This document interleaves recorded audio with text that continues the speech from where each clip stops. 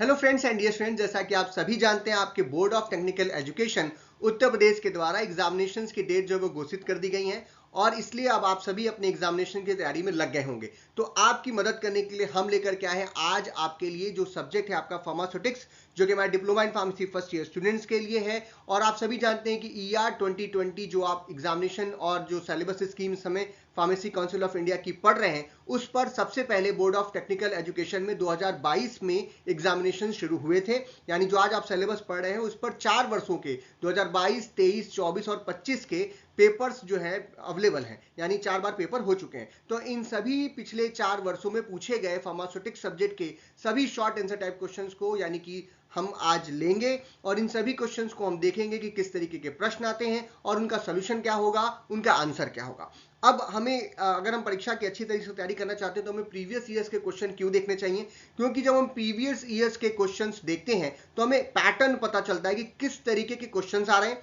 उन क्वेश्चंस को जो हम सॉल्व करते हैं तो उनके आंसर्स पर या उनके एक्सप्लेनेशन पर अगर बेस कुछ और प्रश्न बन सकते हैं तो वो भी हमें समझ में आते हैं। और सबसे खास बात यह है कि हमें ये पता चलता है कि कुछ प्रश्न जो है वो रिपीट हो रहे हैं, तो वो कौन से प्रश्न हैं। और अगर इन 4 वर्षों के पेपर को हम सॉल्व करते हैं तो कुछ प्रश्न इस वर्ष भी हम उन पर बेस सॉल्व कर पाएंगे। तो इसीलिए आपके एग्जामिनेशन की तैयारी को और बेहतर बनाने के लिए ये वीडियो काफी ज्यादा लाभदायक साबित हो सकता है। तो मैं हूं डॉक्टर प्रजनेश शुक्ला। चलिए शुरू करते हैं और एक एक करके सभी ईयर्स के क्वेश्चंस को सॉल्व करते हैं। तो जो हमारा सबसे पहला पेपर है वो 2022 का पेपर है जो बोर्ड ऑफ टेक्निकल एजुकेशन ने 2022 में दिया था। और इसमें जो सबसे पहला प्रश्न है काफी इंपॉर्टेंट प्रश्न है, कई बार पूछा गया है, डिफरेंट सब्जेक्ट्स में भी पूछा गया है। क्वेश्चन है हमारा the full form of FIP in the pharmacy is. Pharmacy में FIP का क्या मतलब होता है। आपके ऑप्शन है faculty induction program, fair information practice, international pharmaceutical federation या फिर इंडियन फार्मास्यूटिकल फेडरेशन। देखिए क्या है कि जो FIP है वो सुनने में आपको थोड़ा सा नया जरूर लग रहा होगा, लेकिन आप सभी ने अपने कॉलेज में 25 सितंबर को वर्ल्ड फार्मासिस्ट डे जो है वो मनाया होगा। और वर्ल्ड फार्मासिस्ट डे क्यों मनाया जाता है, क्योंकि आज से करीब काफी साल पहले 1912 में सर्वप्रथम सभी वर्ल्ड के फार्मासिस्ट मिलकर के एक फेडरेशन, एक ऑर्गेनाइजेशन की शुरुआत किए थे जिसका नाम था इंटरनेशनल फार्मास्यूटिकल फेडरेशन। और इसकी जो शुरुआत थी कब हुई थी, 1912 में। और कब हुई थी, 25 सितंबर 1912 में। इसीलिए हम 25 सितंबर को वर्ल्ड फार्मासिस्ट डे मनाते हैं। अब जो FIP है इसी का फुल फॉर्म क्या है, इंटरनेशनल फार्मास्यूटिकल फेडरेशन। लिखा जाता है इंटरनेशनल फार्मास्यूटिकल फेडरेशन, बट इसका जो शॉर्ट फॉर्म बनाते हैं वो क्या बनाते हैं, FIP के नाम से इसको जानते हैं। इसीलिए यहां पे आपका आंसर क्या हो जाएगा, C। और इस पर यह भी पूछा जा सकता है कि कब इसका गठन हुआ था, तो याद रखिएगा 1912 में इसका गठन हुआ था। 25 सितंबर को हम क्या मनाते हैं, फार्मासिस्ट डे मनाते हैं। ये सभी प्रश्न इस प्रश्न से जुड़े हुए हैं। अगला प्रश्न है हमारा, the solvent use for extraction is known as. जो एक्सट्रैक्शन के लिए जो हम सॉल्वेंट यूज करते हैं उसको क्या कहते हैं। एक्सट्रैक्शन क्या है पहले हम समझ लें। हम किसी भी स्लरी या किसी भी सॉलिड चीज को उसमें सॉल्वेंट मिलाते हैं और मिला करके एक उसका एक्सट्रैक्शन निकालते हैं ताकि उसमें जो भी कुछ काम का मटेरियल है वो हम अलग कर सकें। और उसी को हम क्या बोलते हैं, इस पूरी प्रोसेस को क्या बोलते हैं, एक्सट्रैक्शन बोलते हैं।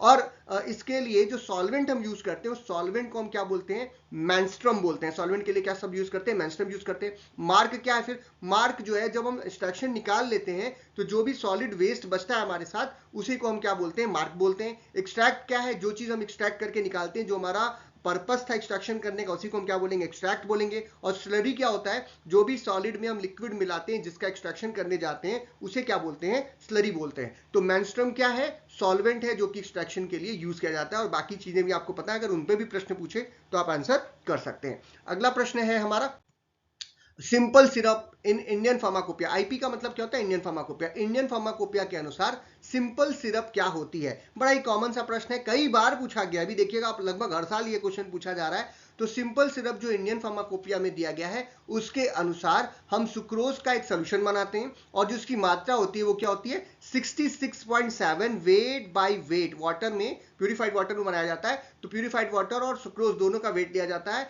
और उसमें जो सुक्रोज की मात्रा होती है कितनी होती है, 66.7 weight by wait solution of sucrose in purified water क्या कहलाता है, हमारा सिंपल सिरप कहलाता है। इसीलिए यहां पे जो आंसर हो जाएगा वो हो जाएगा A, that is 66.7% weight by wait. याद रखिएगा क्या है ये, इंडियन फार्माकोपिया में wait by wait solution of sucrose है, वेट बाय वॉल्यूम मत लिखिएगा। अगला प्रश्न है हमारा, CGMP is a part of. CGMP क्या है पहले तो समझ लें।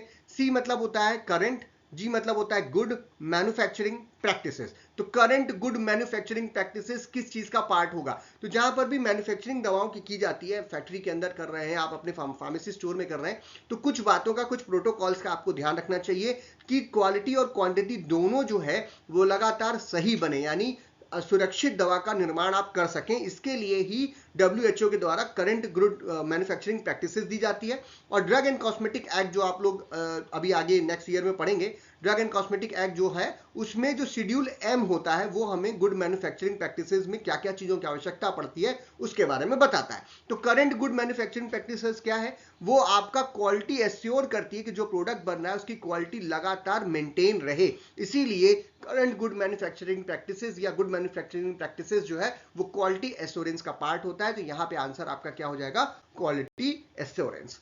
Next question is the freezing point of blood serum, plasma and tears. हमारे शरीर के अंदर से जो ब्लड सेरम, प्लाज्मा या टीयर्स जो आंसू हैं उनको अगर फ्रीज करना हो, उसके लिए फ्रीजिंग पॉइंट क्या होता है, किस पॉइंट पर वो जम जाते हैं, कितने टेम्परेचर पे वो जम जाते हैं? आपके ऑप्शंस हैं 0.52 degree Celsius, -0.52 degree Celsius, 52 degree Celsius या -52 डिग्री सेल्सियस। तो जो भी हमारे ब्लड बॉडी के प्रोडक्ट्स हैं, खास करके ब्लड सेरम, प्लाज्मा और टीयर्स वगैरह, ये सभी बहुत ही, इनका लोअर डाउन वाला जो फ्रीजिंग पॉइंट बहुत ही कम होता है, यानी कि सबसे कम यहाँ पे जो ऑप्शन है वही है, दैट इज -52 डिग्री सेल्सियस पे जब आप इसको ले जाएंगे तभी जाकर के ये जमेगा। तो यहाँ पे आंसर आपका क्या हो जाएगा? -52 डिग्री सेल्सियस। अगला प्रश्न है हमारा, BCG vaccine is used to protect from which of the following. देखिए ये जो क्वेश्चन है ना बहुत इंपॉर्टेंट क्वेश्चन है, कई सारे अलग अलग सब्जेक्ट्स में पूछा गया है। अभी हम लोग आप पुराने जो मैंने वीडियोस दिए हैं पिछले साल के, जहां पे हमने 3 सालों का पेपर आपको करके दिया था, जो आपके जो सीनियर्स हैं उनके भी जो डिफरेंट सब्जेक्ट हैं, जैसे फार्माकोलॉजी है वहां पे या सोशल फार्मेसी है, उनमें भी ये प्रश्न बार बार पूछा जाता है और कॉमन सा प्रश्न है, क्योंकि BCG वैक्सीन जो है सभी बच्चों को लगाई जाती है, तो हमें जानना चाहिए कि काहे के लिए लगाते हैं। तो BCG वैक्सीन जो होती है वो ट्यूबरक्लोसिस के से प्रोटेक्ट करने के लिए लगाते हैं। आपके ऑप्शन है स्मॉल पॉक्स, टाइफाइड, पोलियोमाइसिटिस या फिर ट्यूबरक्लोसिस। तो जो ट्यूबरक्लोसिस है, टीबी जिसको आम बोलचाल की भाषा में बोलते हैं, जिसमें खांसी वगैरह बहुत आती है, फेफड़ों में जो बैक्टीरिया है वो ग्रोथ कर देता है, तो उससे बचने के लिए हम लोग BCG वैक्सीन का प्रयोग करते हैं। इसीलिए यहाँ पे आंसर हो जाएगा डी। अगर BCG का फुल फॉर्म पूछ रहा है तो आप लिख लीजिएगा बैसिलस कालमिटेट ग्रीन, जो है ये इसका क्या होता है? फुल फॉर्म होता है। अगर फुल फॉर्म पूछ रहा है तो भी आप लिख सकते हैं। अगला प्रश्न है हमारा, which of the following is an example of novel drug delivery system. पहले तो आप समझिए कि ड्रग डिलीवरी सिस्टम क्या है। ड्रग डिलीवरी सिस्टम है जिसमें हम किसी भी ड्रग को हमारे शरीर के अंदर देते हैं, जैसे टैबलेट हो गया, कैप्सूल हो गया, इंजेक्शन हो गया। तो ये सब कन्वेंशनल डोजेस फॉर्म होते हैं जहां पर हम दवा को देते हैं और वो अपने एक पर्टिकुलर मेथड के थ्रू हमारे बॉडी के अंदर एब्जॉर्ब होती है। लेकिन नोवल ड्रग डिलीवरी सिस्टम वो सिस्टम है जहां पर हम नए तरीके से दवाओं को इम्प्लांट करते हैं बॉडी के अंदर, ताकि वो जो हमारे टारगेट है, जहां टारगेट है वहीं पर जाके काम करे। जैसे आपने इंजेक्शन लिया तो पूरे शरीर के अंदर ब्लड के थ्रू वो पहुंच जा रहा है। अगर आप टैबलेट खा रहे हैं तो भी क्या हो रहा है, पहले वो इंटेस्टाइन में जा रहा है, फिर उसका मेटाबॉलिज्म हो रहा है, उसके बाद वो ब्लड में आ रहा है। लेकिन मान लीजिए कि हमको कहीं पर लीवर के अंदर ही कोई दवा पहुंचानी है सीधे, तो हम पूरे शरीर में उस दवा को ना घुमाएं, सीधे लीवर के अंदर इंप्लांट कर दे। तो ऐसी अगर कोई टेक्निक आप बना रहे हैं तो उसी को हम क्या बोलते हैं? नोवल ड्रग डिलीवरी सिस्टम, जिसमें ट्रांसडर्मल पैचेस आते हैं, जिसमें आपके इंप्लांट्स आते हैं डिफरेंट, जो कि आईज में, ब्रेन्स में, लीवर्स में हम लोग लगाते हैं। तो यहाँ पे पूछ रहा है कि कौन सा ऐसा एग्जांपल है जो कि नोवल ड्रग डिलीवरी सिस्टम के अंतर्गत आता है। इनसल्फोरेशन जो होता है उसमें हम लोग बॉडी कैविटीज के थ्रू गैसेस डोज फॉर्म में डोजेस को देते हैं, जो कि पुराना मेथड है। सपोजिटरी जो होती है वो रेक्टम में हम लोग यूज करते हैं, रेक्टल, वेजाइनल या ओरल कैविटीज में। लिनीमेंट जो होता है वो भी जो है वो हमारे लिए कन्वेंशनल डोजेस फॉर्म होता है। बट जो इम्प्लांट्स, अभी हम बार बार बोल रहे हैं, इम्प्लांट्स जो होते हैं वो टारगेटेड ऑर्गन की थेरेपी के लिए यूज किया जाता है। इसीलिए नोवल ड्रग डिलीवरी सिस्टम का सबसे अच्छा एग्जांपल यहाँ पे क्या है? इम्प्लांट्स है। तो पहले साल का जो भी हम क्वेश्चन सॉल्व कर रहे हैं, 20 क्वेश्चन आते हैं शॉर्ट में, अगर इनको आप देखिएगा ना तो इन पर आगे के ईयर्स में बहुत सारे क्वेश्चन सॉल्व होंगे। मैं दिखाऊंगा आपको कि कैसे ये क्वेश्चन रिपीट हो रहे हैं या इनके एक्सप्लेनेशन पर दूसरे क्वेश्चन भी बन रहे हैं। अगला प्रश्न है ये, सॉरी, इसका आंसर क्या हो गया? इम्प्लांट्स हो गया। अगला प्रश्न है हमारा, जो कि एक बहुत ही इंपॉर्टेंट क्वेश्चन है और हर साल पूछा गया है। सोशल फार्मेसी में, कम्युनिटी फार्मेसी में, हॉस्पिटल फार्मेसी सब्जेक्ट में भी ये क्वेश्चन बार बार रिपीट होता है। तो ये क्वेश्चन क्या है? बड़ा ही सिंपल सा क्वेश्चन है, एकदम समझ लीजिएगा, हो सकता है इस साल फिर से आ जाए, किसी सब्जेक्ट में आपको मिल सकता है। Minimum qualification to become a registered pharmacist under pharmacy act 1948। Pharmacy act 1948 के अनुसार भारतवर्ष में कौन व्यक्ति रजिस्टर्ड फार्मासिस्ट बन सकता है और उसके लिए मिनिमम यानी कि सबसे कम क्वालिफिकेशन क्या होगी, अगर वो उसको पूरा करता है तो उसे हम लोग रजिस्टर्ड फार्मासिस्ट बना देंगे। देखिए क्या है कि जो फार्मेसी एक्ट है 1948, उसके द्वारा फार्मेसी काउंसिल ऑफ इंडिया का गठन किया गया था। और फार्मेसी काउंसिल ऑफ इंडिया का काम यह है कि वो स्टेट फार्मेसीज में, जो स्टेट लेवल की फार्मेसी होता है काउंसिल, उसमें जो है जो भी हमारा व्यक्ति वहां पर मिनिमम क्वालिफिकेशन पूरा कर रहा हो फार्मासिस्ट बनने का, उसका रजिस्ट्रेशन करती है, उसी को हम लोग रजिस्टर्ड फार्मासिस्ट बोलते हैं। अब रजिस्टर्ड फार्मासिस्ट बनने के लिए जो फार्मेसी काउंसिल ऑफ इंडिया का रूल है उसके अनुसार अगर आपने B pharm, D pharm, pharm D, B pharm pharmacy practice, M pharm जैसे कोई भी कोर्स किए हों तो आप रजिस्टर्ड फार्मासिस्ट बन सकते हैं। यानी ये सभी courses D pharm, pharm D, B pharm, M pharm करने के बाद आदमी रजिस्ट्रेशन फार्मासिस्ट बन सकता है। लेकिन जो सबसे कम क्वालिफिकेशन है जिसको करने के बाद कोई व्यक्ति फार्मासिस्ट बन सकता है वो कौन सा है? डिप्लोमा इन फार्मेसी है, जो आप लोग कर रहे हैं। तो जो बच्चे अभी पढ़ रहे हैं वो डिप्लोमा इन फार्मेसी के ही हैं, इस वीडियो को जो देख रहे हैं। तो डिप्लोमा इन फार्मेसी जो है वो सबसे मिनिमम रिक्वायरमेंट है for the becoming a registered pharmacist. Bharatvarsh में बनने के लिए आपको डिप्लोमा इन फार्मेसी सबसे छोटा कोर्स है, 2 साल का कोर्स होता है, इसको करने के बाद आप रजिस्टर्ड फार्मासिस्ट बन सकते हैं। इसीलिए यहां पे आंसर क्या हो जाएगा? D form. इसको याद रखिएगा, ये कई बार रिपीट हुआ है, हर साल लगभग ये क्वेश्चन पूछा जाता है। अगला प्रश्न हमारा, इन sugar coating of tablet ceiling is done by. Coating जो है टैबलेट्स की कई तरीके से की जाती है, तो शुगर कोटिंग जो है वो सबसे आसान और सबसे सही तरीका है, ताकि जो है जो टैबलेट है उसकी एक तो परत बनाई सके, उसको पैलेटेबल बनाया जा सके। उसके लिए तो जब भी शुगर कोटिंग की जाती है तो उसकी सीलिंग, जाकि शुगर कोटिंग टूटे ना, उसके लिए सीलिंग की जाती है। तो किसके द्वारा की जाती है? तो उसके लिए हम लोग शिलाक का प्रयोग करते हैं, याद रखिएगा। तो शुगर कोटिंग के लिए हम शिलाक का प्रयोग करते हैं, इसीलिए आंसर हमारा क्या हो जाएगा? शिलाक हो जाएगा। अगला प्रश्न हमारा, रेक्टिफाइड स्प्रिट कंटेन्स। जो रेक्टिफाइड स्प्रिट होती है उसमें क्या पाया जाता है? तो रेक्टिफाइड स्प्रिट जो होती है उसमें 90% वॉल्यूम बाय वॉल्यूम इथेनॉल होता है, इसीलिए यहां पे जो आंसर हो जाएगा D, that is 90% volume by volume ethanol. ये आसान प्रश्न है, जो प्रश्न आपको आ रहे हैं उसका आंसर हमसे पहले देने की कोशिश कीजिए आप। अगला प्रश्न है हमारा अब कुछ प्रश्न यहाँ पे fill in the blanks type के आते हैं, जैसे एमसीक्यूज के 10 क्वेश्चन थे, अब fill in the blanks, true and false ऐसे प्रश्न आपको पूछे जाते हैं। तो क्वेश्चन नंबर 11 जो है fill in the blanks type का है। The metabolic products of microbial growth causing increase in body temperature और कॉल्ड। यानी कि जब हमारे शरीर के अंदर कोई बैक्टीरिया या कोई माइक्रोब चला जाता है तो वहां पे जाने के बाद वो अपना मेटाबॉलिज्म करता है, और उसके मेटाबॉलिज्म प्रोडक्ट से हम कुछ ऐसी चीजें बनती हैं, टॉक्सिन्स बनते हैं जो हमारे शरीर का टेम्परेचर बढ़ा देते हैं, कहने का मतलब हमको बुखार लेके आते हैं। ऐसे प्रोडक्ट्स को हम क्या बोलते हैं? तो ऐसे जो प्रोडक्ट्स होते हैं metabolic products of microbial growth, उसे हम बोलते हैं पायरोजेन। पायरो मतलब जो टेम्परेचर को बढ़ाने वाले एजेंट है, तो इसको क्या बोलेंगे? पायरोजेन। आंसर क्या हो जाएगा? Pyrogens. Next question is, the first edition of Indian pharmacopoeia was published in. जो इंडियन फार्माकोपिया है उसके काफी सारे एडिशंस जो है वो पब्लिश हुए हैं, हम सभी जानते हैं। और जो सबसे पहला एडिशन जो पब्लिश हुआ था वो कब हुआ था? 1955 में हुआ था। उसके बाद जो दूसरा वाला था वो 1966 में हुआ था, 11 साल बाद उसके बाद फिर लगभग 20 साल के बाद 1985 में तीसरा वाला आया था, 1996 में चौथा आया था, पांचवा 1997 में आया था, सॉरी 2007 में आया था, 1997 नहीं 2007 में आया था। और छठवां कब आया था? 2010 में। सातवां आया था 2014 में, आठवां आया था 2018 में, और 2022 में नौवां आया था, और अभी जस्ट कुछ दिन पहले ही 10वां एडिशन 2026 में आया। तो इन सभी पे प्रश्न आपसे पूछा जा सकता है।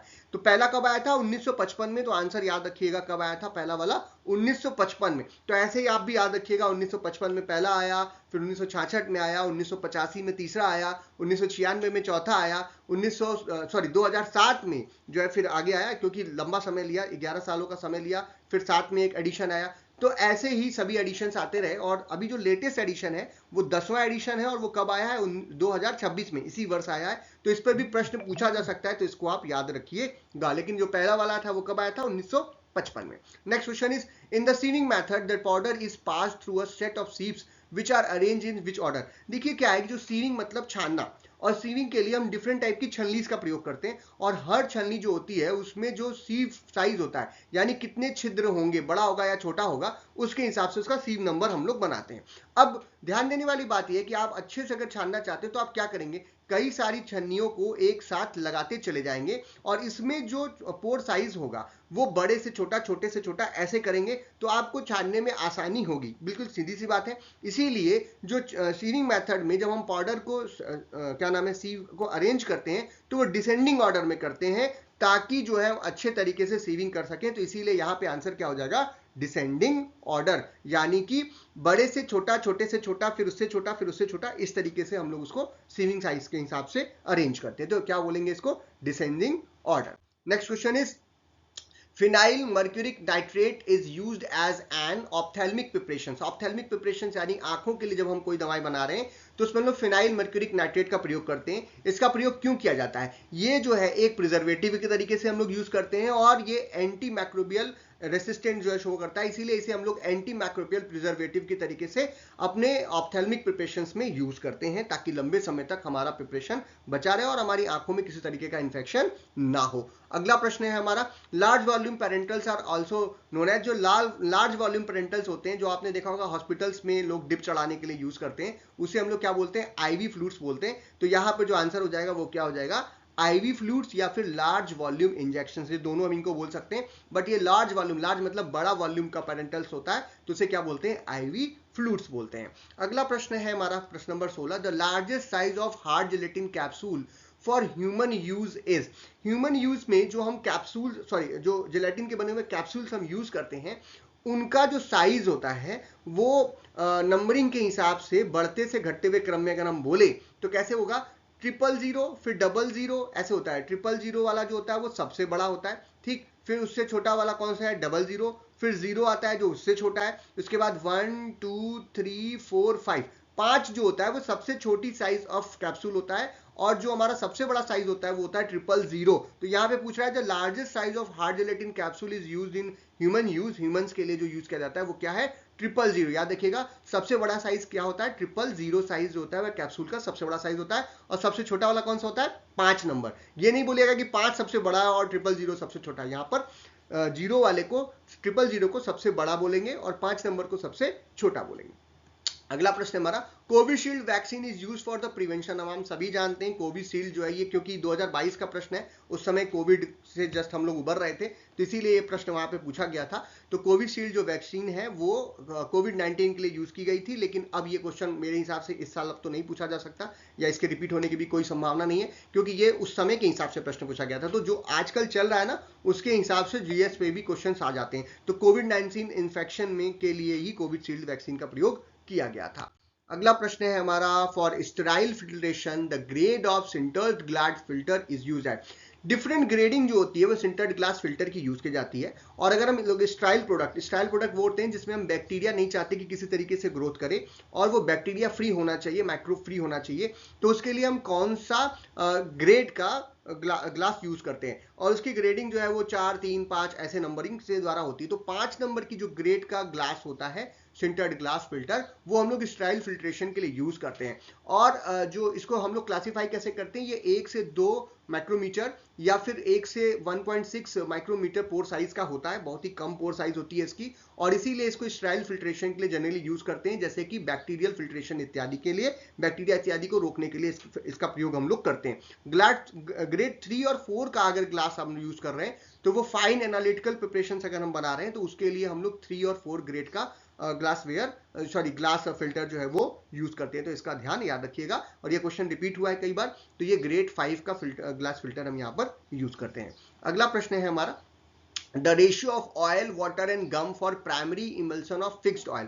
फिक्स्ड ऑयल का अगर इमल्सन बना रहे हैं तो उसमें ऑयल, वाटर और गम कितना होना चाहिए। तो इसका बड़ा ही सिंपल सा रेशियो है, सबसे ज्यादा हम उसमें ऑयल लेंगे 4, क्योंकि हम जो इमल्सन बना रहे हैं, उसके बाद वाटर लेंगे 2 मात्रा में, और 1 के रेशियो में हम क्या लेंगे, गम को लेंगे। तो यहाँ पे जो रेशियो बनेगा वो क्या बनेगा, 4:2:1। याद रखिएगा क्या होगा, 4:2:1 का रेशियो लेंगे। ऑयल कितना लेंगे, जब मान लीजिए कि आपने जो भी कुछ बना रहे हैं तो 40% क्या ले लेंगे, उसमें ऑयल ले लेंगे, 20% क्या लेंगे, वाटर, और 1% में क्या लेंगे आप उसको 10% में, सॉरी, आप क्या लेंगे, उसका गम लेंगे। तो ये इस रेशियो में ही आप जो है इमल्सन जो है फिक्स ऑयल का बनाएंगे। अगला प्रश्न है हमारा, लास्ट प्रश्न 2022 के पेपर का, वो है लिनीमेंट में बी डिफाइंड एज। जो लिनीमेंट होते हैं उनको हम किस तरीके से डिफाइन कर सकते हैं। तो लिनीमेंट के को जो है हम सिंपली शब्दों में कह सकते हैं कि वो सेमी सॉलिड प्रिपरेशंस होते हैं, जिसमें ऑयली या एल्कोहलिक सोल्यूशन के अंदर उसको प्रिपेयर किया जाता है। और जनरली ये कहाँ पे यूज किया जाता है, अगर ये इस पे भी कई बार प्रश्न पूछा गया है। आप लिनीमेंट्स में क्योंकि एल्कोहलिक और ऑयली प्रिपरेशन होते हैं, तो जब आपकी स्किन के ऊपर रूबिफिसेंट मतलब स्किन के ऊपर घिस करके हम इसका प्रयोग करते हैं, एनाल्जेसिक इंटेंशंस के लिए यूज करते हैं, दर्द को कम करने के लिए यूज करते हैं, या क्या नाम है स्किन को स्मूथ बनाने के लिए यूज करते हैं, तो ऐसी स्किन पे यूज करेंगे जो कि अनब्रोकन हो, मतलब वहां पर चोट ना लगी हो, घाव नहीं होना चाहिए, कट नहीं होने लगा होना चाहिए। तो ऐसी स्किन पे ही हम इसका प्रयोग करते हैं। अगर कट लगा हो, घाव लगा हो, तो हम ऐसी ड्रग्स का प्रयोग नहीं करते। जैसे मान लीजिए हम मार्केट से मूव लेके आए और हमें कोई मोच आ गई है, तो हम उसके ऊपर लगाते हैं, लेकिन अगर वहां पर घाव भी हो गया है तब हम मूव का प्रयोग नहीं करते, क्योंकि हमें वो बहुत ज्यादा नुकसान पहुंचा सकता है हमारी स्किन को। तो हमेशा कहाँ यूज करेंगे इसको, अनब्रोकन स्किन के ऊपर यूज करेंगे। सेमी सॉलिड प्रिपरेशन होता है और ये ऑयली या एल्कोहलिक नेचर का होता है, इसको आपको याद रखना है। That is known as liniment. अब चलते हैं हम अपने 2023 के पेपर में। तो अब दूसरे पेपर में आ गए, 20 मिनट लग गया हमको पहला पेपर सॉल्व करने में, अब लेकिन दूसरा पेपर में हम थोड़ा और जल्दी कर पाएंगे, क्योंकि कुछ क्वेश्चन यहाँ पर रिपीट भी होंगे। लेकिन जो पहला प्रश्न है बड़ा ही इंपॉर्टेंट है, कई बार पूछा गया है। द लॉ ऑफ फिल्ट्रेशन, यहाँ पे क्वेश्चन में लॉ छूट गया, आप लिख लीजिएगा। That is law of filtration is govern by, filtration का लॉ क्या है, किसने कौन से लॉ के द्वारा फिल्ट्रेशन होता है। तो जो डार्सी लॉ है, फिक्स लॉ है, स्टोक्स लॉ है, या फिर नन ऑफ द अबव। तो जो फिल्ट्रेशन से जुड़ा हुआ लॉ है वो कौन सा लॉ है, डॉर्सी लॉ है, इसीलिए यहाँ पे आंसर हो जाएगा डॉर्सी लॉ। बाकी और सब लॉ को भी हम अगर देखना चाहें तो हम सीख सकते हैं। तो डॉर्सी लॉ जो है वो फ्लो ऑफ फ्लूइड को जो है पोरस मीडियम के थ्रू जो है क्या नाम है डिस्क्राइब करता है, इसीलिए हम लोग जो है प्रिंसिपल बिहाइंड द फिल्ट्रेशन मानते हैं। फिक्स लॉ जो होता है वो डिफ्यूजन ऑफ द सब्सटेंस को गवर्न करता है कि कोई सब्सटेंस कितना डिफ्यूजन की तरफ जाएगा, और ये फ्लूइड के माध्यम से फ्लो या पोरस मीडियम के माध्यम से कोई एक्सप्लेनेशन नहीं करता, इसीलिए फिक्स लॉ जो है वो क्या है, डिफ्यूजन ऑफ द सब्सटेंस के लिए यूज करते हैं। और स्टोक्स लॉ जो है वो ड्रैग फोर्स के लिए यूज करते हैं, जो कि इस स्फेरिकल सब्जेक्ट में falling through a viscous liquid, एक लिक्विड में हम अगर किसी ऑब्जेक्ट को क्या नाम है बहा रहे हैं या उसको जाने दे रहे हैं, तो वो स्टोक्स लॉ के द्वारा क्या है, उसमें जो फोर्स लग रहा है वो हम कैलकुलेट करते हैं। तो डार्सी लॉ क्या है, वो फिल्ट्रेशन को बताता है, इसीलिए यहां पर जो आंसर हो जाएगा वो हो जाएगा A, that is Darcy law. अगला प्रश्न है हमारा, magnesium stearate is used as which of the following, binder, lubricant, गाइडर, या फिर डिसइंटीग्रेंट। तो जो हमारा मैग्नीशियम स्ट्रेट होता है वो एक लुब्रिकेंट की तरीके से काम करता है, लुब्रिकेट करने का काम करता है, चिकना बनाने का काम करता है, इसीलिए यहाँ पे आंसर हो जाएगा लुब्रिकेंट। ये कई बार जो है टैबलेट मैन्युफैक्चरिंग वगैरह के लिए हम लोग इसका प्रयोग करते हैं। अगला प्रश्न है हमारा, very fine powder must pass through which of the following sieve number. Very fine powder जो होते हैं बहुत ही ज्यादा फाइन होते हैं, और हमने आपसे कहा था जैसे जैसे हम नंबर का सीव का नंबर बढ़ाते हैं या घटाते हैं, तो उसकी जो क्या नाम है छानने की क्षमता है वो क्या हो जाती है, बढ़ जाती है। तो ज्यादा से छोटे छोटे बहुत छोटे छोटे पोर्स अगर होंगे तो numbering of the sieve number ही बढ़ जाएगा। तो वेरी फाइन पाउडर है, वेरी फाइन पाउडर का मतलब हो गया बहुत ही फाइन है, तो उसके लिए जो सबसे छोटी सीव साइज वाला होगा उसी का हम प्रयोग करेंगे, इसीलिए उसका आंसर क्या हो जाएगा, 120 हो जाएगा। अब जो 22, 44 और 85 वो किसके लिए यूज करते हैं, अगर वो हम जानना चाहें तो 22 नंबर की जो सीव होती है वो मॉडलरी जो कोर्स पाउडर होते हैं, थोड़े से दानेदार जो पाउडर होते हैं उनके लिए हम यूज करते हैं। जो फाइन पाउडर, मॉडलरी फाइन पाउडर होता है, उसके लिए हम लोग जैसे कि आटा वगैरह हो गया, उस अगर वैसे टाइप का चाहिए आपको तो उसके लिए हम 44 नंबर का यूज करते हैं। वेरी फाइन पाउडर अगर है, यानी कि फाइन पाउडर केवल है, जैसे मैदा वगैरह हो गया, तो उसके लिए जो है हम लोग सीव नंबर 85 का प्रयोग कर सकते हैं। और जो वेरी फाइन पाउडर है जैसे टैल्क हो गया, उसके लिए हम लोग 120 का प्रयोग करते हैं। मैं जनरल एग्जांपल्स आपको दे रहा हूं, आप डिफरेंट ड्रग्स के लिए इसका एग्जांपल ले सकते हैं। तो 120 जो है वो हमारे लिए वेरी फाइन पाउडर का यूज होता है। बाकी अगर और कोई सीव नंबर पूछ रहा है तो उसका भी आंसर आप इस क्वेश्चन से कर सकते हैं।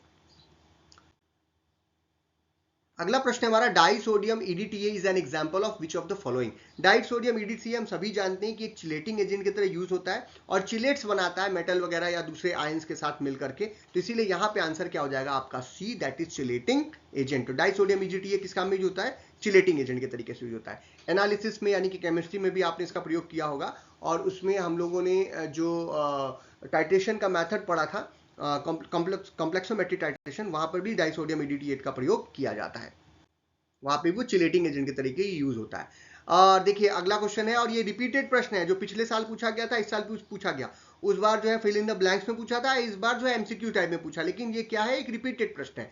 First edition of Indian pharmacopoeia was published in which year? तो हमने आपसे बताया था ना कि सबसे पहला जो फार्माकोपिया था वो 1955 में हुआ था और दूसरा वाला 1966 में हुआ था। यहाँ पे दो का एग्जांपल दिया हुआ है, 1947 1950 में कोई फार्माकोपिया नहीं थी, तो यहाँ पे आंसर क्या हो जाएगा 1955, जैसा कि हमने पहले आपको बताया था। Next question is in the sieving method powder is passed through a set of sieve which are arranged in।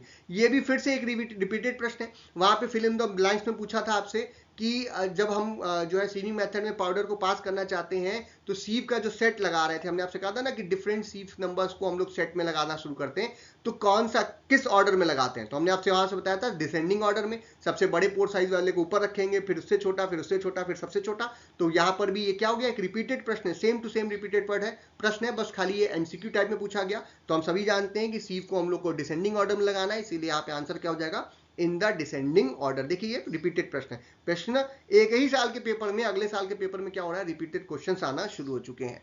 Next question is according to IP 2007 की आईपी के अनुसार द ओरल पाउडर्स आर, जो ओरल पाउडर्स होते हैं वो कैसे होने चाहिए? फाइनली डिवाइडेड होना चाहिए, बल्क पाउडर होना चाहिए, इफरसेंट पाउडर होना चाहिए, या फिर डॉस पाउडर होना चाहिए? तो जो भी ओरल पाउडर्स है जिनको हम ओरली ले रहे हैं, खाने के लिए यूज कर रहे हैं, वो फाइनली डिवाइड होने चाहिए, यानी कि वो बहुत ही फाइनली पाउडर होने चाहिए। इसीलिए यहाँ पे आंसर क्या हो जाएगा ए, क्योंकि हम सभी जानते हैं जो बी पाउडर हम ओरल रूट से लेना चाहते हैं वो हमेशा बहुत ही फाइन पाउडर होते हैं, इसीलिए यहाँ पे आंसर क्या हो जाएगा फाइनली डिवाइडेड पाउडर्स। अगला प्रश्न हमारा, match of the following the entry coated tablets. देखिए कुछ कोटिंग की जा रही है, एंट्री कोटिंग टैबलेट्स जो होती है, एंट्री का मतलब क्या है, वो इंटेस्टाइन में जाकर के घुलती हैं या वहां पर जाकर के डिसॉल्व होती हैं और उसके बाद वहां पर ही एब्जॉर्ब होना शुरू होती हैं इंटेस्टाइन में। तो एंट्री कोटेड टैबलेट सिंपली बनाया जाता है इसलिए ताकि वो इंटेस्टाइन में जाकर के एब्जॉर्ब हो, इसीलिए यहाँ पे आंसर क्या हो जाएगा सी, दैट इज इंटेस्टाइन। याद रखिएगा वो स्टमक में, माउथ में या कहीं और पर नहीं एब्जॉर्ब होंगी, वो कहां पे एब्जॉर्ब होंगी, इंटेस्टाइन में, इसीलिए उनका एंट्री कोटेड टैबलेट्स बनाते हैं हम लोग।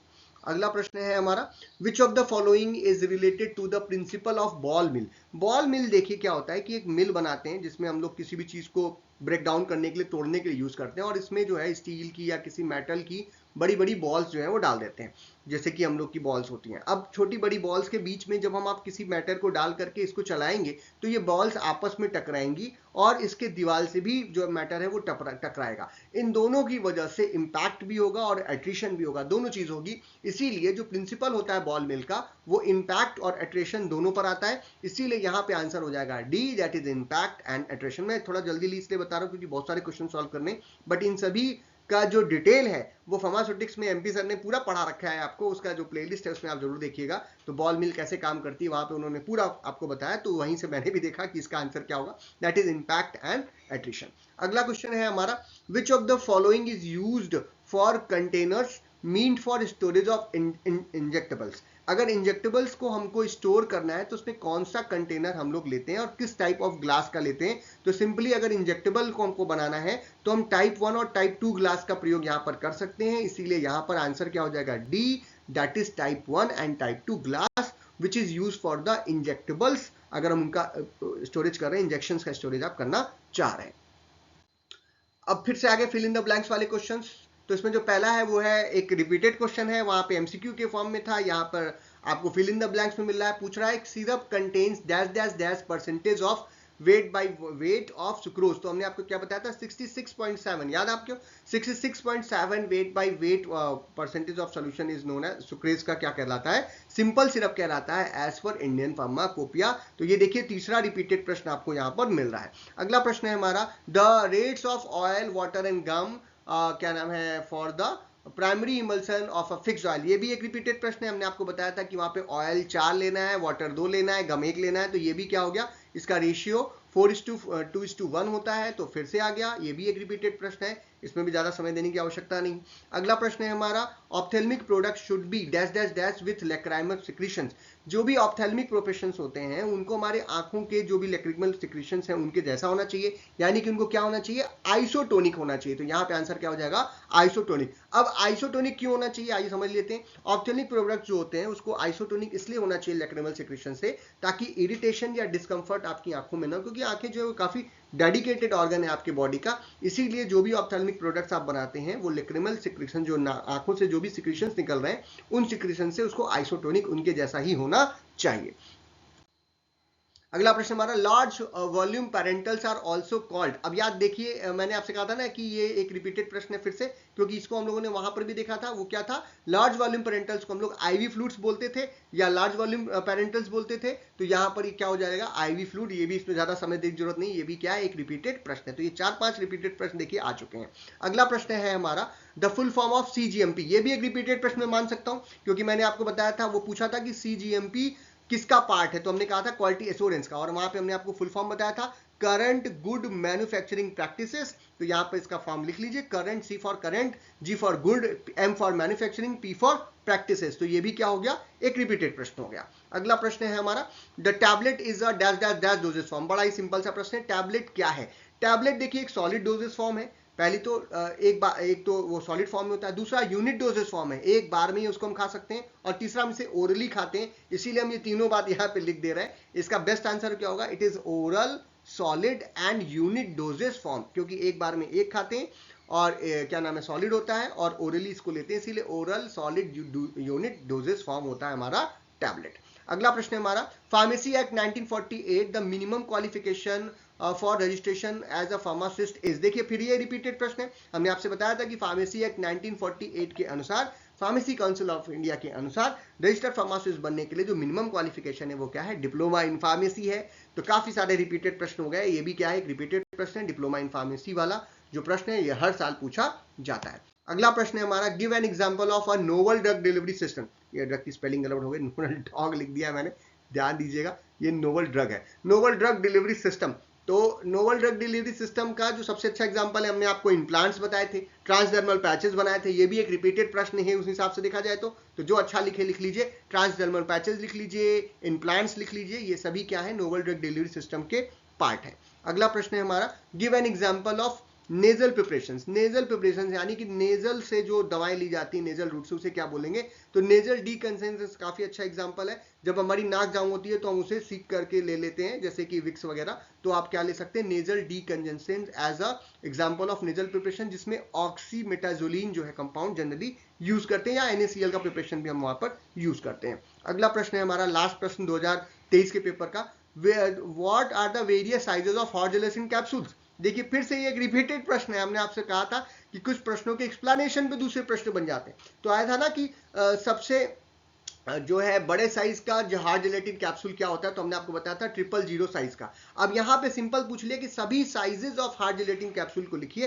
तो हमने आपको वहां पे बताया था कि सभी साइजेस क्या है, 000, 00, 0, 1, 2, 3, 4 एंड 5। 5 सबसे छोटा होता है, 000 सबसे बड़ा होता है। तो आपने देखा कि जब हमने एक क्वेश्चन को सॉल्व किया तो उसके बेसिस पे हम दूसरे क्वेश्चंस को भी सॉल्व कर सकते हैं, इसीलिए सभी एक्सप्लेनेशंस को देखना और जानना काफी ज्यादा इंपॉर्टेंट है। और एक क्वेश्चन को दूसरे क्वेश्चन से क्या नाम है, रिलेट करके अगर आप पढ़ते हैं तो आपके लिए पढ़ाई आसान हो जाती है। अब चलते हैं हम अपने तीसरे पेपर की तरफ, और जो तुम्हारा तीसरा पेपर है वो 2024 का पेपर है। इसमें जो पहला प्रश्न है वो है, what is milk of magnesia chemically. ये केमिस्ट्री में भी है, आपके जो फार्मास्यूटिकल केमिस्ट्री आप पढ़ रहे हैं वहां पर भी मिल्क ऑफ मैग्नीशिया है। तो मिल्क ऑफ मैग्नीशिया क्या होता है, मैग्नीशियम हाइड्रोक्साइड का सोल्यूशन होता है वाटर के अंदर, वो बिल्कुल मिल्क जैसा दिखने लगता है, उसमें मैग्नीशियम हाइड्रोक्साइड होता है, मैग्नीशियम ऑक्साइड होता है और वाटर होता है, तो वो मिल्क जैसा दिखता है, इसीलिए उसे मिल्क ऑफ मैग्नीशिया के नाम से जानते हैं। तो यहाँ पे आंसर क्या हो जाएगा, सी, दैट इज मैग्नीशियम हाइड्रोक्साइड।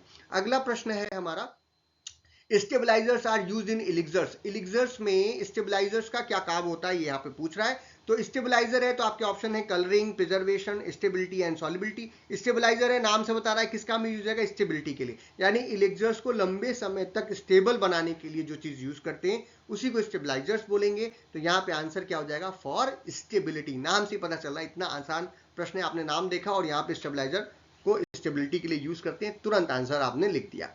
अगला प्रश्न हमारा, the 4th edition of IP was published in. मैंने आपसे कहा था इंडियन फार्माकोपिया पे जब हम लोग पढ़ रहे थे तो हमने आपको पूरा एक्सप्लेनेशन दिया। तो पहली वाली 1955 में आई थी, दूसरी 66 में आई, तीसरी 85 में आई, चौथी वाली कब आई थी, 96 में आई थी, पांचवी वाली कब आई? 2007 में आई, फिर 2010 में आई, ठीक। तो ऐसे हम लोग 14 में आई, 18 में आई, 22 में आई और अभी 26 में आई। तो हमने पूरा एक्सप्लेनेशन आपको दिया।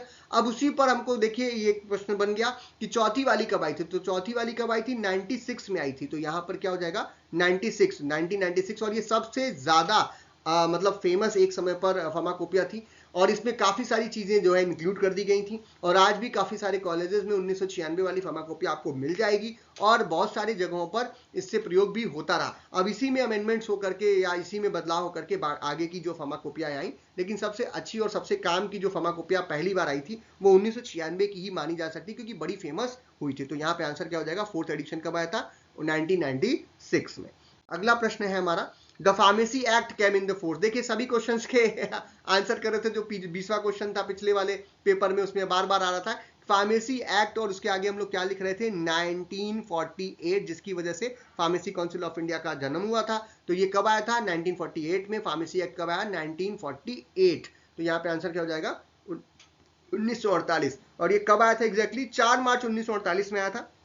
और उसके बाद इसके बनने के बाद ही फार्मेसी काउंसिल ऑफ इंडिया का गठन हुआ, जो कि हमारे यहाँ इस समय भी काम कर रही है। और हमारे सभी जो एजुकेशन से रिलेटेड काम है, रजिस्ट्रेशन से रिलेटेड काम है, वो फार्मेसी काउंसिल ऑफ इंडिया करती है। और इसका गठन हुआ था अगस्त 9, 1948 में। Next question is, simple syrup is a saturated solution of. देखिए फिर से एक रिपीटेड प्रश्न है। हमने आपसे कहा था सिंपल सिरप जो होता है इंडियन फार्माकोपिया के हिसाब से वो 66.7% वेट बाय वेट सोल्यूशन होता है। किसका होता है? सुक्रोज का होता है। इसीलिए यहां पे आंसर क्या हो जाएगा? ए। बिल्कुल समय मत बता कीजिए, तुरंत आंसर लगाइए, दैट इज सुक्रोज, क्योंकि सुक्रोज जो होता है उसी से सिंपल सिरप का प्रयोग बनाया जाता है उसको। अगला प्रश्न हमारा, capsule in which powders are enclosed as made up of. अब ये भी बड़ा ही प्रश्न है, जो पिछले बार प्रश्न पूछा था उसमें पूछ रहा था ह्यूमन यूज में जिलेटिन कैप्सूल का साइज बताओ। ह्यूमन यूज में जिलेटिन साइज का सबसे बड़ा वाला साइज बताओ जिलेटिन कैप्सूल का। तो हम सभी को मालूम है जो कैप्सूल होता है उसकी जो कैप्सूल है ना, ये कैप्सूल होता है, इसमें एक ढक्कन होता है और एक कैप होता है और एक बॉडी होती है। तो ये जो बना होता है किस चीज का बना होता है? ये किसका बना होता है? जिलेटिन का बना होता है। इसीलिए यहाँ पे आंसर क्या हो जाएगा? A, that is gelatin. ये आपसे पूछ रहा है कि कैप्सूल किस चीज का बना होता है, तो कैप्सूल किसका बना होता है? जिलेटिन का बना होता है। Next question is, the prescription is an order written by a registered medical practitioner to। किसके लिए लिखा जाता है? जो प्रिस्क्रिप्शन होता है, जब आप कभी बीमार पड़ते हैं तो डॉक्टर के पास जाते हैं, मेडिकल प्रैक्टिशनर के पास जाते हैं, तो वो आपको एक पेपर लिख करके देता है और इस पेपर में काफी सारी बातें लिखी होती हैं। पहले तो नाम पेशेंट का, ये सब सारी चीजें लिखा होता है। उसके बाद आरएक्स लिखते हैं, जिसको हम लोग बोलते हैं सुपरस्क्रिप्शन। इस पर भी प्रश्न आ सकता है, याद रखिएगा। आरएक्स, यहाँ पे इंस्ट्रक्शंस लिखते हैं जिसको बोलते हैं सिग्नेचरा। जो इंस्ट्रक्शंस होता है किसके लिए? हमारे पेशेंट के लिए, जैसे कि कब उठना है, कब आना है, कौन सा टेस्ट कराना है, ये सारी चीजें लिख देता है। फिर यहाँ पर मेन बॉडी होती है जिसे हम लोग बोलते हैं सब्सक्रिप्शन या इंस्क्रिप्शन बोलते हैं जिसको, जिसमें जो है सारी बातें लिखी होती है, ड्रग का नाम लिखा होता है, डोजेस फॉर्म लिखा होता है, ये सब। और एक होता है इसी का पार्ट जहां पर हम डोजेस का टाइमिंग वगैरह और ये सब लिखते हैं, मात्रा वगैरह लिखते हैं, और ये इसके बोलते हैं सब्सक्रिप्शन। और ये किसके लिए लिखा होता है? फार्मासिस्ट के लिए। तो जो बेसिकली जो ये रिटन ऑर्डर लिखा जाता है प्रिस्क्रिप्शन, वो फार्मासिस्ट को देने के लिए लिखा जाता है कि पेशेंट क्या है, उसको लेकर के जाएगा फार्मेसी स्टोर पे, फार्मासिस्ट को देगा, फार्मासिस्ट उसको पढ़ेगा और ड्रग इंट्रैक्शन वगैरह कैसे लाना है, कैसे खाना है, ये सारा कुछ जो है वो पेशेंट को बताएगा और डिस्पेंस भी करेगा, क्योंकि जो दवाएं लिखी हैं वो कौन देगा? फार्मासिस्ट ही देगा। भारतवर्ष में यही नियम है। तो इसीलिए यहाँ पे जो आंसर हो जाएगा वो हो जाएगा बी। पेशेंट या कंपाउंडर या नर्स के लिए नहीं लिखा जाता है प्रिस्क्रिप्शन। किसके लिखा जाता है? जनरली फार्मासिस्ट के लिए लिखा जाता है। इसीलिए यहाँ पे आंसर आप हो जाएगा बी। क्या नाम है, ये प्रिस्क्रिप्शन क्या है, उसके कितने पार्ट्स होते हैं, उसके अंदर क्या है, ये सब कुछ जो है इस पर भी प्रश्न आ सकता है। इसीलिए मैंने इसका भी आपको छोटा सा एग्जाम्पल दे दिया है। अगला प्रश्न हमारा, इनिमाज आर एडमिनिस्टर्ड। इनिमाज जो होते हैं वो कहाँ लगाया जाता है? रेक्टली, पैरेंटली, ओरली या फिर एक्सटर्नली? तो इनिमाज जो होते हैं वो रेक्टम में लगाया जाता है और गुदा द्वार के द्वारा। तो इसीलिए यहाँ पर आंसर क्या हो जाएगा? रेक्टिकली हो जाएगा, क्योंकि ये रेक्टिकली लगाया जाता है कौन चीज? Enema. Next question is, elixirs are. अभी एक क्वेश्चन आया था, हम लोगों ने वहां पे एलिक्सर के बारे में देखा था। Elixirs are hydro alcoholic liquid, aqueous, viscous या सेमी सॉलिड। तो जो हाइड्रो एल्कोहलिक, इसमें पानी भी होता है और अल्कोहल भी होता है, इसीलिए एलिक्सर्स जो हो जाएंगे उसका वो क्या होते हैं? हाइड्रो एल्कोहलिक लिक्विड होते हैं। इसीलिए आंसर क्या हो जाएगा? ए हो जाएगा यहाँ पे, क्योंकि ये भी एक तरीके का रिपीटेड प्रश्न है, क्योंकि पहले हम लोगों ने एलिक्सर्स पे प्रश्न यहाँ पर सॉल्व किए थे। Full form of MDI, MDI का फुल फॉर्म होता है मीटर्ड डोज इनहेलर। ऐसे इनहेलर्स जो कि हम अस्थमा वगैरह के केस में लेते हैं और उसमें जो फिक्स्ड डोज कर दी जाती है उसको मेजरेबल करने के लिए, ताकि उतनी ही मात्रा, जितनी बार हम उसको इनहेल करें उतनी ही मात्रा हमारी बॉडी के अंदर जाए। तो एमडीआई का फुल फॉर्म क्या होगा? Metered dose inhaler. अगला प्रश्न है फुल फॉर्म ऑफ यूएसपी। मैंने आपको इंडियन फार्माकोपिया का फुल फॉर्म बताया था, इंडियन फार्माकोपिया। तो यूएसपी का फुल फॉर्म क्या होगा? United States pharmacopoeia. याद रखिएगा, आजकल अमेरिका बहुत सालों वैसे भी फेमस है, तो इस आज के सालों में बहुत सारा फेमस हो रहा है आजकल 2-4 सालों में, तो इसीलिए हम लोग यूएसपी को अब याद रख सकते हैं, that is United States pharmacopoeia. तो U for United, S for States और फार्माकोपिया। तो यूनाइटेड स्टेट फार्माकोपिया की स्पेलिंग जरूर याद करिएगा, नहीं तो आप लिख नहीं पाएंगे, स्पेलिंग गलत हो जाएगी, तो स्पेलिंग भी जरूर देखिएगा। Next question is liniments must not be applied on the skin. ये एक रिपीटेड प्रश्न है। हमने आपको लिनीमेंट्स का वो बताया था, क्या नाम है, डेफिनेशन। तो हमने आपसे कहा था ये ऑयली या एल्कोहलिक होता है, सेमी सॉलिड होता है, और ये जो है हम लोग स्किन के ऊपर लगाते हैं रब करके, और लेकिन वहां पे स्किन पे लगाते हैं जो कि टूटी फूटी ना हो, अनब्रोकन स्किन के ऊपर इसका प्रयोग करते हैं। अगर ब्रोकन स्किन पे लगाइएगा तो ये आपको जलन इत्यादि करने लगेगा, जैसे मूव का एग्जांपल मैंने दिया था, तो रिपीटेड प्रश्न है। तो यहाँ पे लेकिन पूछा है, अगर ये पूछता कि मस्ट अप्लाइड ऑन, तो हम लिखते अनब्रोकन स्किन, लेकिन ये पूछा है नॉट बी अप्लाइड ऑन, कहां पर नहीं यूज करेंगे, तो ब्रोकन स्किन के ऊपर इसका प्रयोग नहीं करेंगे। तो आंसर क्या हो जाएगा? ब्रोकन या घाव वाली स्किन के ऊपर इसका प्रयोग नहीं करेंगे। अगला प्रश्न है हमारा, every dosage form is a combination of drug and different kinds of non drug components, it's called। जो भी ड्रग्स हम बनाते हैं, टैबलेट है, कैप्सूल है, सिरप है, सस्पेंशन है, लिक्विड है, क्रीम है, कुछ भी बना रहे हैं, तो उसमें एक तो हम लोग एक्टिव इंग्रेडिएंट डालते हैं जो कि हमारी दवा है, ड्रग है, जिसकी वजह से हमें एक्शन आ रहा है, और कुछ उसको बनाने के लिए कुछ और चीजें और केमिकल्स यूज करते हैं जिनका कोई ड्रग से लेना देना नहीं होता है, लेकिन डोजेज फॉर्म को बेहतर तरीके से बनाने के लिए उसका प्रयोग किया जाता है। उसे क्या बोलते हैं? तो उसे हम लोग सिंपल शब्दों में एक्सिपिएंट्स बोलते हैं। क्या बोलते हैं? एक्सिपिएंट्स, या उसे एडिटिव्स भी बोल सकते हैं। तो यहाँ पे आंसर हो जाएगा एडिटिव्स और एक्सिपिएंट्स। एक्सिपिएंट्स सही शब्द है, तो आप एक्सिपिएंट्स का जरूर प्रयोग करिएगा। अगला प्रश्न है हमारा, drug converted to suitable form is known as. अगर कोई ड्रग है उसको हम लोग लेने योग्य बना रहे हैं सुटेबल फॉर्म में, जैसे कि पैरासीटामोल है, और पैरासीटामोल को हम पाउडर फॉर्म में ले लिए और उसके बाद उसको अगर हम फाक रहे हैं तो हम हो सकता है कि हमें लेने में उसको दिक्कत हो। दूसरा, उसकी वायबिलिटी वगैरह हम नहीं चेक कर पाएंगे, सही से उसको हम कंज्यूम नहीं कर पाएंगे, तो उसको हम क्या करते हैं, टैबलेट, कंप्रेस डोजेज फॉर्म में कन्वर्ट करके टैबलेट में बना लेते हैं, और उसको फिर हमें पानी से लेना आसान हो जाता है। तो किसी भी ड्रग को अगर हम लोग सुटेबल डोजेज फॉर्म में कन्वर्ट कर लें, यानी सुटेबल फॉर्म में कन्वर्ट कर लें, जिसे हम क्या बोलेंगे, डोजेज फॉर्म, जैसे कि क्रीम हो गया, सस्पेंशन हो गया, इंजेक्शन हो गया, टैबलेट हो गया, कैप्सूल हो गया, तो लेना आसान हो जाता है। तो किसी भी ड्रग को सुटेबल फॉर्म में कन्वर्ट करें, उसी को क्या बोलते हैं, डोजेज फॉर्म बोलते हैं। अगला प्रश्न है हमारा, saccharin is an example of. Saccharin जो होती है मीठी होती है और चीनी के जैसे ही होती है, इसीलिए जो सैक्रीन होती है वो हमारे लिए स्वीटनिंग एजेंट के तरीके से हम इसका प्रयोग करते हैं। किसी भी ड्रग को जो कड़वा उसमें अगर इसको मिलवा देंगे तो वो पैलेटेबल हो जाएगा, व्यक्ति उसको आसानी से ले सकता है क्योंकि वो मीठे में हो जाएगा। तो सैक्रीन का प्रयोग बहुत सारे फूड प्रोडक्ट को बनाने में भी यूज होता है। तो ये क्या है, एक स्वीटनिंग एजेंट होता है और चीनी से सस्ता होता है, इसीलिए इसका प्रयोग बहुत ज्यादा किया जाता है। अगला प्रश्न है हमारा, 1 teaspoon TSP is equal to, जो टीस्पून होता है वो कितनी मात्रा उसमें आती है। तो जो टीस्पून होता है हमारे घरों में भी पाया जाता है, उस टीस्पून में अगर हम किसी लिक्विड या किसी ड्रग को ले रहे हैं तो लगभग 5 मिलीलीटर होती है, 5 मिलीलीटर्स, 5 ml के बराबर वो टीस्पून जो है वो होता है। इसका आंसर क्या हो जाएगा, 5 millilitre. Next question is, What does HS mean on a prescription? एक प्रिस्क्रिप्शन में अगर HS लिखा हुआ है तो आप पेशेंट को क्या बताएंगे, इसका क्या मतलब होता है? तो ये HS का फुल फॉर्म होता है आवर ऑफ स्लीप, यानी जब आप सोने जा रहे हैं, बेड पे आप पहुंच चुके हैं, उस समय वो दवा खानी है। तो ये बेड टाइम या फिर आवर ऑफ स्लीप को बताने के लिए होता है, यानी कोई दवा अगर सोते समय लेनी है तो उसके लिए हम HS शब्द का प्रयोग प्रिस्क्रिप्शन में डॉक्टर्स के द्वारा किया जाता है। अगला प्रश्न है फुल फॉर्म ऑफ GMP। ये फिर एक रिपीटेड प्रश्न है, पहले CGMP पूछ रहा था तो करंट गुड मैन्युफैक्चरिंग प्रैक्टिसेस था, यहाँ पे GMP पूछ रहा है तो इसके लिए क्या लिखेंगे, गुड मैन्युफैक्चरिंग प्रैक्टिसेस। तो ये क्या हो गया, एक रिपीटेड प्रश्न होगा। काफी सारे रिपीटेड प्रश्न है, तो आप देख रहे हैं अगर हम 4 साल का पेपर सॉल्व करके जाएं तो एग्जाम में हमें कुछ क्वेश्चन तो देखते ही हम सॉल्व कर लेंगे। उसी में से एक ये है, that is good manufacturing practices. अगला प्रश्न हमारा, what is the minimum qualification required for the registration as a pharmacist. देखिए फिर से ये रिपीटेड प्रश्न आ गया कि फार्मासिस्ट बनने के लिए मिनिमम क्वालिफिकेशन क्या है, तो हमने आपसे बताया था D फॉर्म। लेकिन अगर पूछे कि कौन कौन सी क्वालिफिकेशन है फार्मेसी काउंसिल ऑफ इंडिया के हिसाब से, तो आप B form, D form, form D वगैरह सब लिखेंगे। तो यहाँ पे अभी क्या है, मिनिमम पूछ रहा है तो क्या आएगा, D फॉर्म आएगा। लास्ट क्वेश्चन 2024 पेपर का, that is which vaccine is used to protect from tuberculosis. ये भी क्या हो गया, फिर से एक रिपीटेड प्रश्न है। वहां पे पूछा था कि बीसीजी किसके लिए यूज करते हैं, तो हमने लिखा था ट्यूबरक्लोसिस के लिए। अब यहाँ पे पूछा है ट्यूबरक्लोसिस में कौन सी वैक्सीन यूज करते हैं, तो आप लिख लीजिएगा बीसीजी। बीसीजी का फुल फॉर्म लिखना हो तो बीसीजी का फुल फॉर्म लिख लीजिएगा, बैसिलस कैलमेटेड ग्रेन। ठीक है, तो बीसीजी का फुल फॉर्म हो गया। बीसीजी स्काई के लिए यूज की जाती है, ट्यूबरक्लोसिस के लिए। अब चलते हैं हम अपने 2025 के पेपर में, आखिरी पेपर में, जो कि पिछले साल हुआ था बोर्ड ऑफ टेक्निकल एजुकेशन के द्वारा। और इसमें जो पहला प्रश्न था वो था small pox vaccine should be stored at with temperature. तो डिफरेंट वैक्सीन को किस टेम्परेचर पे स्टोर करते हैं वो जरूर आप देख लीजिएगा, उस पर प्रश्न बन सकता है। तो स्मॉल पॉक्स की जो वैक्सीन होती है उसे हम लोग कूल टेम्परेचर पे करते हैं। कूल टेम्परेचर क्या होता है, 2 से 8 डिग्री सेल्सियस के बीच में।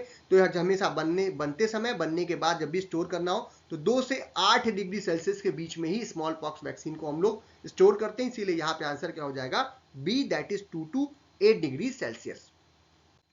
अगला प्रश्न हमारा, lozenges and implants require high percentage of which of the following.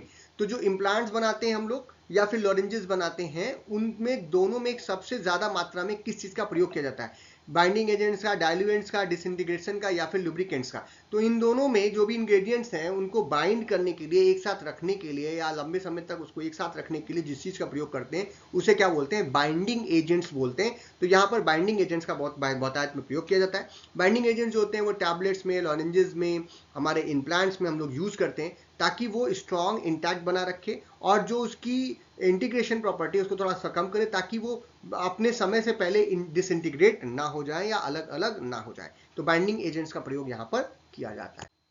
Which of the following doses form is a semi solid form. बड़े ही आसान सा प्रश्न है, 4 ऑप्शन आपसे दे रहा है और पूछ रहा है कि इसमें से कौन सा सेमी सॉलिड डोजेस फॉर्म है। तो हम जितने भी डोजेस फॉर्म जानते हैं हमें मालूम है कि वो किस फॉर्म में पाए जाते हैं। इलिक्सर जो होता है वो लिक्विड फॉर्म में होता है, टैबलेट जो होती है वो सॉलिड फॉर्म की होती है, और लिंटस जो होता है ये भी लिक्विड फॉर्म में ही होता है, जो कफ सिरप वगैरह टाइप का आता है।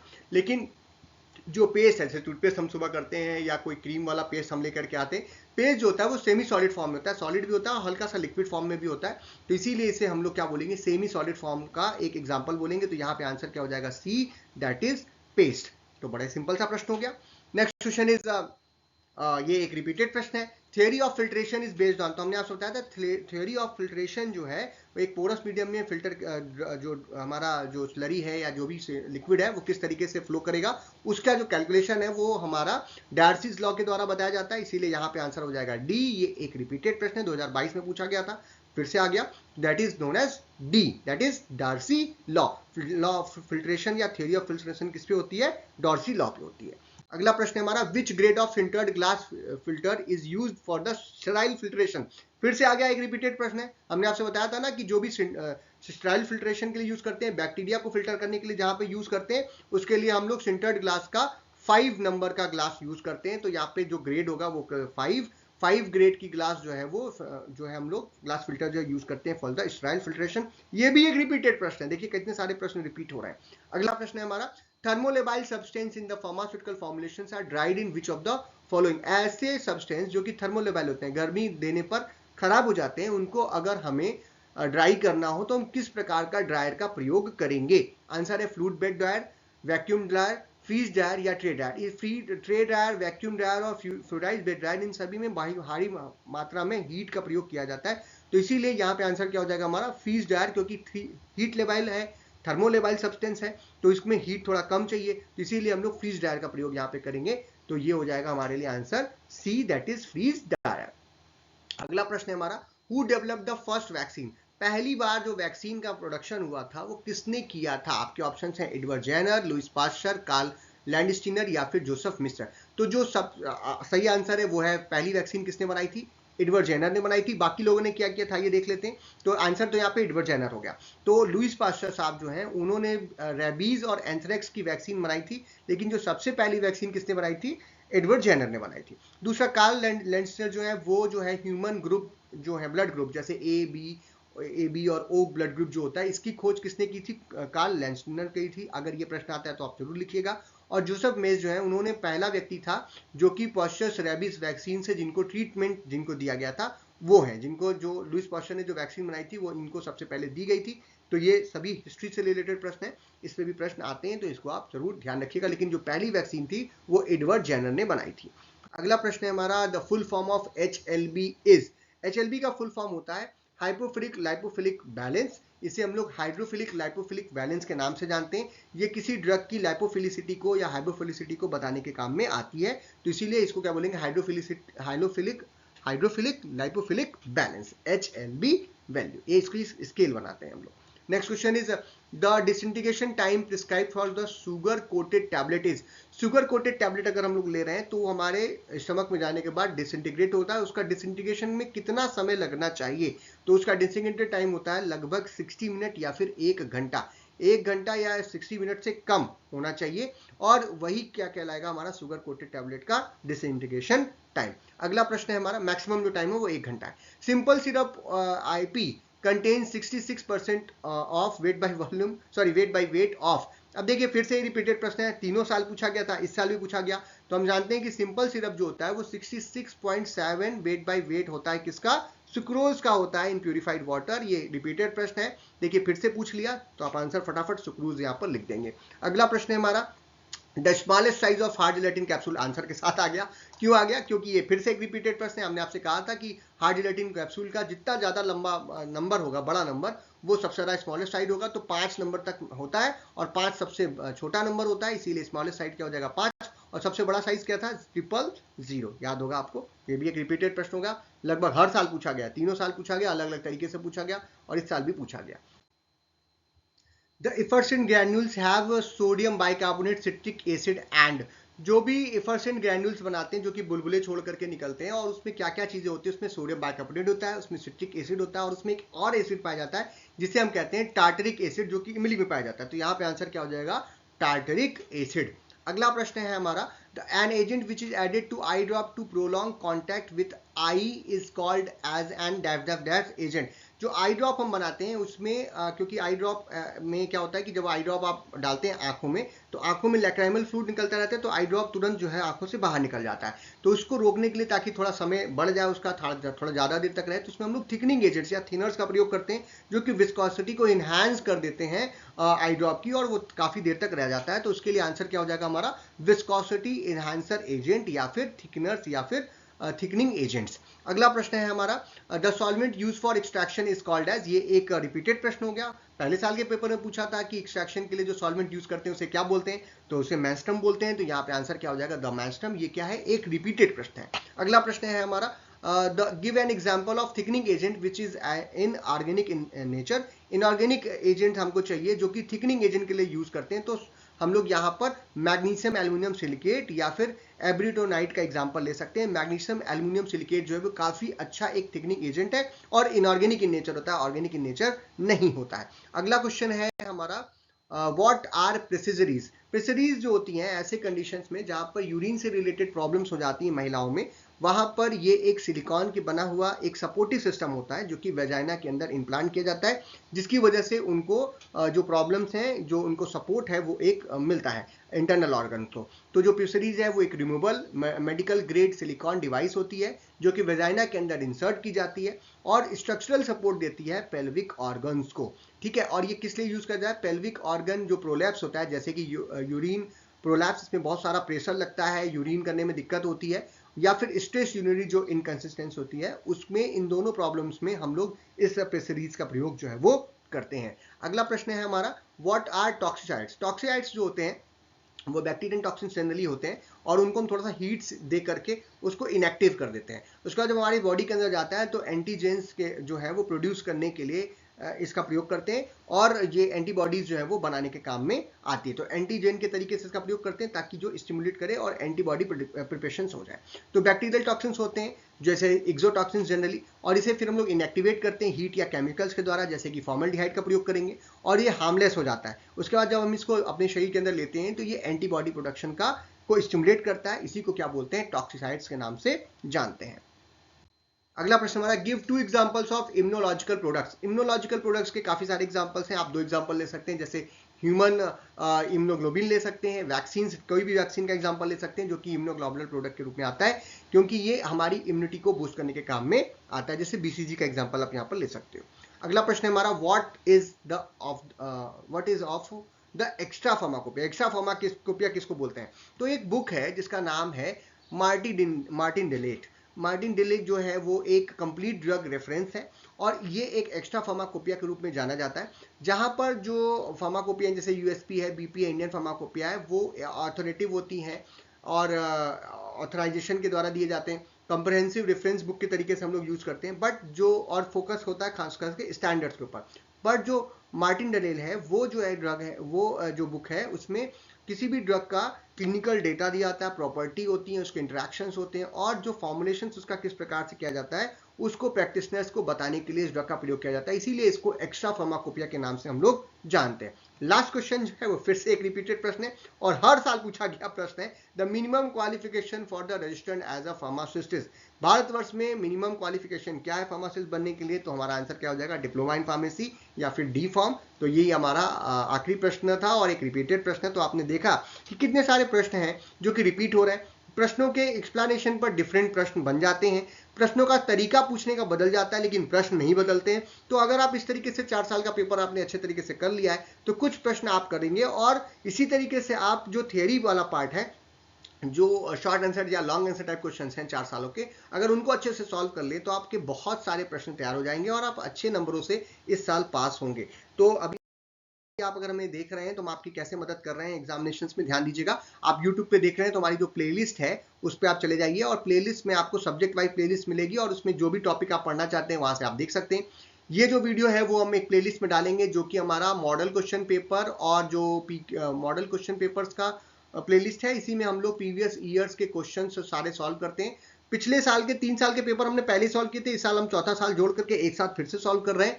तो ये सारे वीडियोस आपको इस प्लेलिस्ट में मिल जाएंगे, आपके हर सब्जेक्ट के मिल जाएंगे, आप देख सकते हैं। आप अपने भी पढ़ सकते हैं, अपने दोस्तों को उसको शेयर कर सकते हैं। टेलीग्राम पे आप जाइएगा तो जो पीडीएफ वगैरह नोट्स वगैरह है वो फ्री ऑफ कॉस्ट आपको मिल जाएंगे। हमारे फेसबुक पेज और फेसबुक ग्रुप को आप जरूर ज्वाइन करिए ताकि आपको जो लेटेस्ट इन्फॉर्मेशन वगैरह होती है हम वहाँ पे शेयर करते हैं, लेटेस्ट वीडियोस वगैरह हम वहाँ पे शेयर करते हैं। और हमारा ऐप भी है doctor PKS doctor MGS classes, जो कि आपको प्ले स्टोर पे मिल जाएगा, वहां से आप उसको डाउनलोड भी कर सकते हैं। उस पर भी हम आपको कुछ सामग्री वगैरह प्रोवाइड कराते हैं। तो आप YouTube पे देख रहे हैं तो प्लेलिस्ट में जरूर जाइए और प्लेलिस्ट का लिंक आपको डिस्क्रिप्शन मिल जाएगा। अपने दोस्तों को भी शेयर कीजिए। आपके सीनियर्स के लिए सेकेंड ईयर का भी पेपर हमने सारा बना रखा है, 2-3 सब्जेक्ट हम अपलोड कर चुके हैं, बाकी सब्जेक्ट हम जल्द से जल्द अपलोड कर देंगे। तो वो आप अपने दोस्तों में और अपने सीनियर्स में जरूर शेयर करिए, जो उनके लेवल का है, जो आपका है उसको आपको सबसे पहले मिले।